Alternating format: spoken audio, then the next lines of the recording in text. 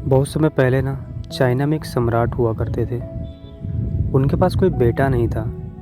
अब जब वो बुजुर्ग होने लगे ना तो उनको चिंता सताने लगी कि उनके इस राज्य को कौन चलाएगा।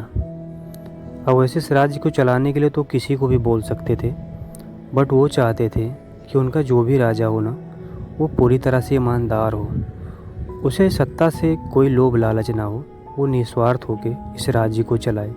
अब एक दिन उन्होंने अपने राज्य के 100 छोटे छोटे बच्चों को बुलाया जिनकी उम्र करीब 10-15 साल रही होगी, और सबको बुला करके ना उन्होंने एक एक मुट्ठी बीज सबको दे दिया और बोला कि इस बीज को ले जाके गमले में उगाना और अगले 1 साल बाद मुझसे मिलना।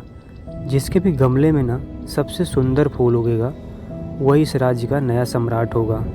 सारे बच्चे ना उस बीज को लेके अपने अपने घर चले जाते हैं और उसे गमले में उगाते हैं। 1 साल तक लोग अपने उस गमले की देख रेख करते हैं और 1 साल बाद उस गमले को लेकर के दोबारा से उस सम्राट की सभा में उपस्थित होते हैं। उस सभा में पूरे राज्य के लोग आए।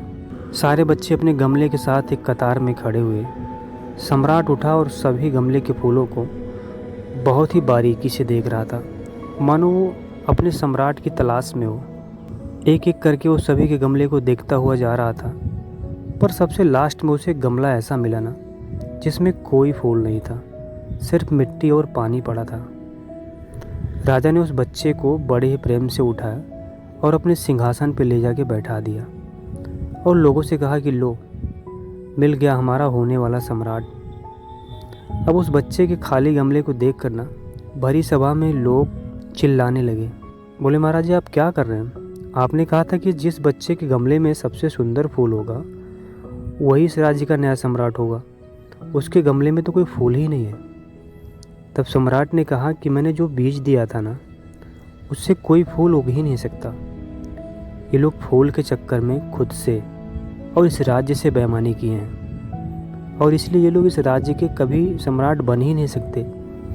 पर इस बच्चे की ईमानदारी तो देखो, पूरे 1 साल तक उसी बीज के साथ इस गमले में पानी दिया, खाद दिया, और उसके बावजूद जब कोई पौधा नहीं निकला, कोई फूल नहीं निकला, फिर भी पूरी ईमानदारी और हिम्मत के साथ इसने इस गमले को मेरे सामने पेश किया। तो आपको अपना राजकुमार मिल गया।